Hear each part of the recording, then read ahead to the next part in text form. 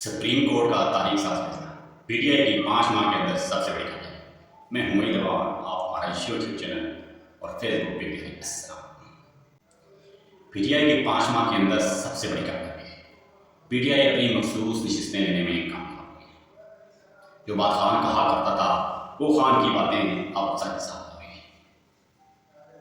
खान कहा करता था कि अब डट के खड़े रहें, मजबूती के साथ खड़े रहें, कामयाबी आपके कदम चुके। वो पीटीआई के मुकलाने का है। अब नून लीग की सफ़ों में खलबली मच गई। आप यूं ले कह लें कि गवर्नमेंट की सफ़ों में, हुकूमत की सफ़ों में खलबली तो मच गई। अब पीटीआई को मखसूस नशिस्तें मिलना गवर्नमेंट के लिए खतरे की घंटी तो है ही है। बेशक पीटीआई गवर्नमेंट न बना सके, लेकिन हुकूमत भी अब कुछ नहीं कर सकेगी, क्योंकि 2 तारीख अक्सरियत को बैठिए। अब गवर्नमेंट कुछ भी कानून बनाने की कोशिश करेगी तो उसके पास 2 तारीख अक्सरियत हो चुकी है, क्योंकि जो 78 नशिस्तें थी वो पीटीआई को वापस मिल चुकी है। इन नशिस्तों की डिटेल आपके सामने रखूंगा मैं। कौमी असम्बली की जो 23 नशिस्तें थी वो पीटीआई को मिली हैं। पंजाब असम्बली के अंदर पीटीआई को 27 नशिस्तें मिली हैं। खैबर पख्तूनख्वा के अंदर 14 नशिस्तें मिली हैं और सिंध असम्बली के अंदर 3 नशिस्तें मिली हैं। अब ये नशिस्तें जिन जिन सूबों से वापस आई है वहाँ तो फर्क पड़ेगा। पीटीआई अब सेनेट के अंदर भी अपसेट कर सकती है। पहले हुकूमत जो चाहे कानून बनवा लेती थी, क्योंकि इसके बाद 2 तारीख अक्सरियत थी। अब हुकूमत 2 तारीख अक्सरियत को बैठी है। अब जो इस्लामाबाद की 3 सीटों का फैसला आना बाकी है, क्योंकि उनके नून लीग जो उम्मीदवार हैं वो राय फरारी इख्तियार कर रहे हैं।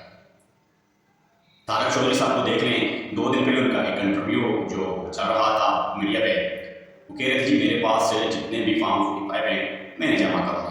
अब उनकी गुफ्तगू से आप अंदाज़ा लगाएं कि उनके पास ज़बानी कलामी के अलावा कुछ ऐसे दलाइल नहीं थे जो अदालत को मुतमिद कर सकें। बहरहाल वो फैसला भी जल्द पीटीआई के हक में आना शुरू है। इस तरह लाहौर के अंदर भी जो 7 सीटों का फैसला है वो भी पीटीआई को मिल जाएंगे। पीटीआई के लिए अच्छी खबर यह है कि अब खान साहब ने कहा है कि जमात के अंदर वही रहेगा जो जमात का वफादार होगा। इसके अलावा खान साहब जेल के अंदर होते भी पीटीआई के लिए बड़ी कामयाबी और पीटीआई के वर्कर्स के लिए सबसे बड़ी कामयाबी। आज पीटीआई के वर्कर खुश क्यों कि उनकी जमात वापस आ गई। सुप्रीम कोर्ट ने यह भी कहा कि आप एक जमात को ख़त्म नहीं कर सकते। पीटीआई एक सियासी जमात थी, है और रहेगी।